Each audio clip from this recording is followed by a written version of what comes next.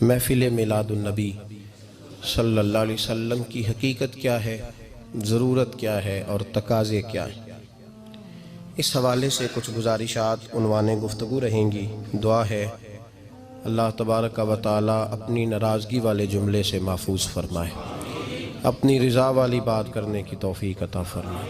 عزیز بھائیو، قرآن مجید فرقان حمید نے ارشاد فرمایا قل بفضل اللہ، اے محبوب آپ فرما دیں جب اللہ کا فضل ملے، وَبِرَحْمَتِهِ اور اس کی رحمت ملے، فَبِذَلِكَ فَلْيَفْرَحُوا تو انہیں چاہیے کہ خوشی کا اظہار کریں۔ سورہ یونس کی آیت نمبر 58 ہے۔ جب اللہ کا فضل اور اس کی رحمت ملے تو خوشی کا اظہار کرو، خوشی کا۔ اسلام مسرتوں کا دین ہے، خوشیوں کا دین ہے۔ نبی پاک سید عالم صلی اللہ تعالی علیہ وسلم کی مسکراہٹ کے اندر وہ حسن تھا کہ کائنات ساری حضور کی مسکراہٹ کی وجہ سے ہی مسکرا رہی ہے۔ حضرت جریر ابن عبداللہ رضی اللہ تعالیٰ عنہ حضور کے صحابی ہیں، وہ فرماتے ہیں کہ جب حضور مدینہ طیبہ تشریف لائے تو میں ملاقات کے لیے حاضر ہوا۔ پہلے دن میں حضور سے ملا تو نبی پاک مسکرا رہے تھے۔ پھر 10 سال میں حضور کو دیکھتا رہا، اور حضور کے وصال سے چند دن پہلے میری جو آخری ملاقات ہوئی تو اس میں بھی میں نے اپنے نبی کو مسکراتے ہی دیکھا ہے۔ اور فاضل بریلوی رحمۃ اللہ تعالی علیہ نے تو اس تخیل کا اور رنگ میں لیا ہے۔ وہ کہتے ہیں حضور کے مسکرانے سے ہی دنیا مسکراتی ہے۔ فرماتے ہیں جس کی تسکی سے روتے ہوئے ہنس پڑے۔ جب حضور ہلکا سا مسکراتے تھے تو رونے والوں کے دل بھی ٹھنڈے ہو جایا کرتے، غمزدہ لوگ مسکراتے تھے۔ حضور کی خوشیاں تقسیم کرتی تھی۔ نبی پاک صلی اللہ علیہ وسلم کا مسکرانا امت کے دلوں کو ٹھنڈا کرتا تھا۔ فرمایا جس کی تسکی سے روتے ہوئے ہنس پڑیں اس تبسم کی عادت پہ لاکھوں سلام۔ اور فرمایا یہ نہیں تھا کہ حضور بڑے تکلف سے مسکراتے تھے، حضور کی تو عادت تھی اس تبسم کی عادت پہ لاکھوں سلام، مسکراتے رہنا، خوشی کا اظہار۔ اسلام بہت ساری چیزوں کا انسان کو پابند کرتا ہے، حدود و قیود میں رہنے کا حکم دیتا ہے۔ صحابہ کرام علیہم رضوان کے ہاں شادی کے موقع پر بارات لے کر کے جانے کا کوئی رواج نہیں تھا۔ حضرت عبد الرحمن ابن عوف رضی اللہ تعالیٰ عنہ جیسے مالدار لوگ بھی شادی کرتے ہیں تو نبی پاک کے بغیر بھی بارات چلی جاتی ہے۔ کوئی کانسیپٹ نہیں اس طرح کا کہ ڈھیروں بارات لے کے جائی جائے۔ حضرت عبد الرحمن ابن عوف کہتے ہیں میں حضور کی بارگاہ میں آیا تو سفید کپڑے پر پیلا زرد نشان تھا۔ حضور نے فرمایا کیا ہوا، یہ داغ کاہے کا؟ عرض کی حضور کل میں نے نکاح کیا تھا۔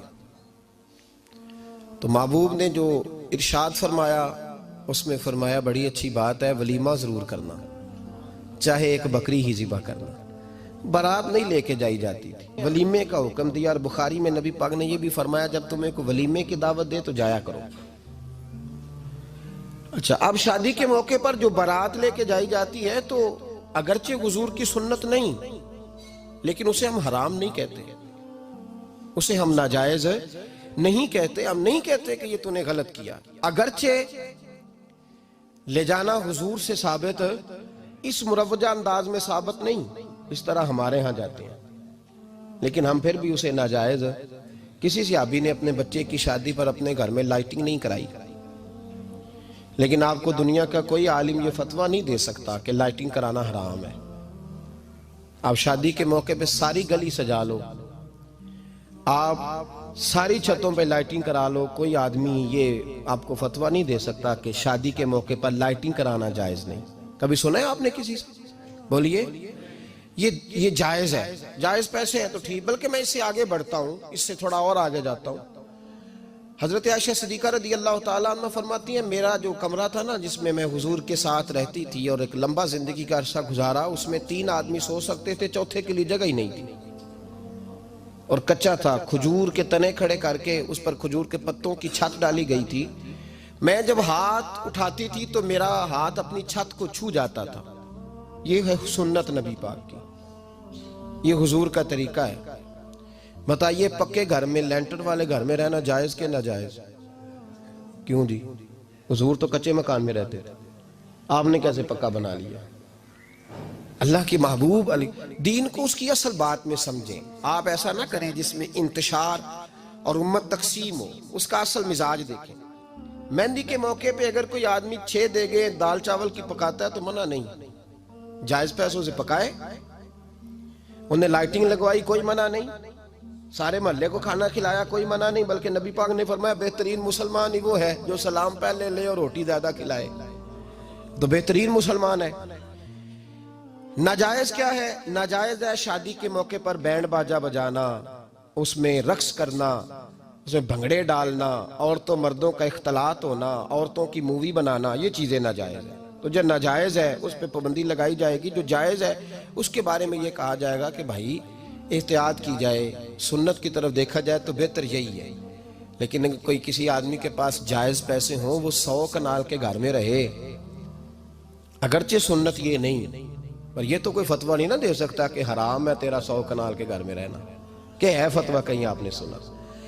تو ہمارے ہاں تکلیف کا معاملہ یہ ہے. دیکھیں میرے بھائی، کسی بھی صحابی نے، بڑے درد کے ساتھ بات کر رہا ہوں اور یہ میرا درد ہے، میں درد سے اپنے دل کو، اپنے ایمان کو حاضر ناظر کہہ کے بات کر رہا ہوں. امت بٹ جاتی ہے ہر موقع پہ یار، ہر جگہ ہی تقسیم ہو رہی ہے امت مسلمہ. ہر روز کچھ نہ کچھ فتوے ایسے مل جاتے ہیں جس میں دراڑیں پڑتی ہیں. کسی صحابی نے کسی مسجد کے اندر اشتہار چھپوا کے، اعلان کرا کے درس قرآن کرایا ہے کبھی؟ سیرت النبی کا جلسہ، ختم بخاری، مدرسے کا دستار فضیلت کا جلسہ، آپ نے اشتہار پڑھے ہیں نا یہ سارے مکاتب فکر کے، ہوتے ہیں کہ نہیں ہوتے؟ کسی صحابی نے اس طرح، وہ تو روز درس قرآن دیتے تھے، لیکن اس طرح اشتہار چھپوا کے، پوسٹر لگا کے، اور مصر سے کسی صحابی کو اسپیشل بلوا کے یا یمن سے بلوا کے مسجد کے اندر کبھی درس قرآن کے اجتماعات کرائے، سیرت النبی کے جلسے، ختم بخاری کے؟ او بھائی یہ ساری چیزیں حضور کے صحابہ کی سنت سے مروجہ انداز میں ثابت نہیں. مجھے بتا میرے بھائی، میں درد کے ساتھ تجھ سے سوال کرتا ہوں کہ سیرت النبی کے جلسے میں تو پشاور سے مولانا بلائے، پنڈی سے بلائے، تو گجرات اور کراچی سے لوگوں کو بلا کر کے اگر سیرت کا جلسہ کرائے، اور تو اس میں ایک آدمی کو کراچی سے بلوایا جا رہا ہے تو تو نے اس کو 20,000 کی ٹکٹ بھی دی، اور اشتہار پہ بھی جلسے پہ خرچ ہوا، پھر لنگر بھی پکا، کھانا بھی تو نے کھلایا، نہ تجھے کوئی بیوہ یاد آئی، نہ تجھے کوئی مسکین یاد آیا، نہ تجھے کوئی غریب یاد آیا. حالانکہ کہنا چاہیے تھا نا یہ جو ₹1,00,000 لگ رہا ہے کسی بیوہ کی خدمت کر دینی چاہیے، یتیم کو دے دینا چاہیے. درد کے ساتھ بات کر. سوال میرا یہ ہے کہ وہی کام جو سیرت کے جلسے میں ہوتے ہیں، پہلے تلاوت ہوتی ہے، پھر نعت ہوتی ہے، پھر کسی عالم کا بیان ہوتا ہے، وہی کام صرف نام بدل کے کیا جائے، عید میلاد النبی نام رکھا جائے صلی اللہ علیہ وسلم. یہ میں آپ کے ذہنوں پہ دستک دے رہا ہوں، تقریر نہیں کر رہا، صرف دستک دے رہا. او بھائی دیکھو، ایک آدمی وہی کام نام بدل کے کرے تو جائز ہے، اور اگر اس میں نبی پاک کے میلاد کا نام رکھ لیا جائے یا نعت کا نام رکھ لیا جائے تو پھر مجھے اجازت دے میں تجھ سے سوال کروں کہ صرف تجھے حضور کی تعریف پوری لگتی ہے؟ پھر مجھے اجازت دے کہ میں تجھ سے پوچھوں کہ صرف تجھے نعت اچھی نہیں لگتی؟ پھر مجھے اجازت دے کہ میں تجھ سے پوچھوں کہ تجھے صرف رسول اللہ کے قصیدے اچھے نہیں لگتے؟ دے مجھے اجازت کہ میں تجھ سے سوال کروں کہ جہاں ذکر رسول کی بات آئے وہاں تو پریشان کیوں ہوتا ہے؟ تجھے پتہ ہی نہیں یہ تو وہ ذکر ہے کہ رب فرماتا ہے تم بیان کرو نہ کرو وَرَفَعْنَا لَكَ ذِكْرَكَ، محبوب میں نے خود تیرے چرچے ساری دنیا میں بلند فرما دیے. اور نبی پاک نے پوچھا حضرت جبریل سے کہ چل جبریل تو بتا میری امت کو پتہ چلے رب نے میرا ذکر کیسے بلند کیا ہے. تو جناب جبریل کہنے لگے محبوبہ رب فرماتا ہے میرے نبی سے کہہ دے جہاں جہاں تیرے رب کا ذکر ہوگا وہاں وہاں تیرا بھی ذکر ہوتا رہے گا. یہ تو محتاج ہی نہیں کسی کا. اتنی جلدی لوگ بپھرتے ہیں. اللہ فرماتا ہے قل بفضل اللہ وبرحمتہ فبذلک فلیفرحوا. محبوب ان سے کہہ دو جب اللہ کا فضل ملے، جب اللہ کی رحمت ملے تو خوشی مناؤ. تیرا نہیں مجھے پتا، مجھے تیرا نہیں پتا، لیکن مجھ سے اگر تو پوچھے تو کائنات میں رب کا سب سے بڑا فضل بھی محمد مصطفیٰ ہی ہے، اور سب سے بڑی رحمت بھی محمد مصطفیٰ ہی ہے. وہ دو عالم کی رحمت تھے، وہ جہاں چاہتے وہیں رہتے، یہ تو ان کی مہربانی ہے کہ یہ عالم پسند آیا۔ رب کریم نے تجھے آنکھ دی، دنیا دیکھی تو نے، رب کریم نے تجھے قوت دی، تو نے دنیا گھومی، اور پھر رب نے تجھے بیٹے دیے تو میٹھا میوہ، اور بیٹیاں دی تو تیرے لیے باعث کرم، تیری چھاتی پہ بچے چڑھے تو نے کہا سب سے بڑی نعمت یہی ہے کہ مالک کہتا ہے تو میرا بندہ تھا، میں نے دینا ہی تھا، تو نے دیا، احسان نہیں جتلایا، لیکن جب اپنا نبی دیا تو کہا میں نے بڑا احسان کیا تم پہ۔ لَقَدْ مَنَّ اللَّهُ عَلَى الْمُؤْمِنِينَ إِذْ بَعَثَ فِيهِمْ رَسُولًا، میں نے تم پر احسان کیا ہے۔ کون دیتا ہے کسی کو محبوب اپنا؟ نہ جانے رب نے یہ کیسے گوارا کیا۔ لَقَدْ مَنَّ اللَّهُ عَلَى الْمُؤْمِنِينَ إِذْ بَعَثَ فِيهِمْ رَسُولًا، اتنا بڑا فضل، اتنا بڑا فضل، فضل بھی حضور۔ اور جب بات رحمت کی آئی تو فرمایا مومنوں صرف تمہیں ہی نہیں، عیسائیوں، یہودیوں، سکھوں، دنیا میں جتنی مخلوق ہے، حتیٰ کہ جانور بھی، حتیٰ کہ چونٹیاں، نباتات، جمادات، ہر چیز، یا اللہ تو نے کیا دیا؟ فرمایا وَمَا أَرْسَلْنَاكَ إِلَّا رَحْمَةً لِّلْعَالَمِينَ، میں جس کا رب ہوں ان سب کے لیے میں نے اپنے نبی کو رحمت بنا کے بھیج دیا ہے۔ بیٹے کے آنے پہ تو مٹھائی بانٹتا ہے، میلاد والے دن تو لائٹیں بند کر لیتا ہے، بیٹے کے آنے پر تو حلوائی بٹھاتا ہے، اور نبی پاک کے نام کی لائٹیں لگی ہوں تو پریشان ہوتا ہے۔ ہم سے کبھی پوچھ تجھے بتائیں، بس نہیں چلتا، ورنہ تاڑے توڑ کے چھتوں پہ لگا دیں۔ بس نہیں چلتا، فرشتوں کو بھی کہیں آؤ ہمارے ساتھ شامل ہو جاؤ، آمد مصطفیٰ مرحبا مرحبا کا نعرہ لگانا ہے، ہمارا بس نہیں چلتا، ورنہ دنیا کی ساری نعمتیں بچھا دیں اور لوگوں کو بتلائیں کہ اصل تو خوشی منانے کا دن ہی آج ہے جب اللہ نے ہمیں اپنا پیارا رسول عطا فرمایا ہے۔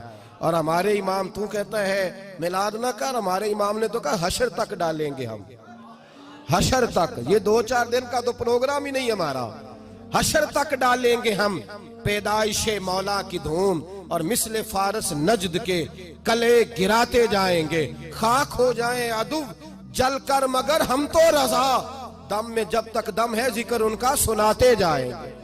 ہمارا تو 1-2 دن کا پروگرام ہی نہیں۔ اور پھر سنو کتنی بڑی نعمت ہے۔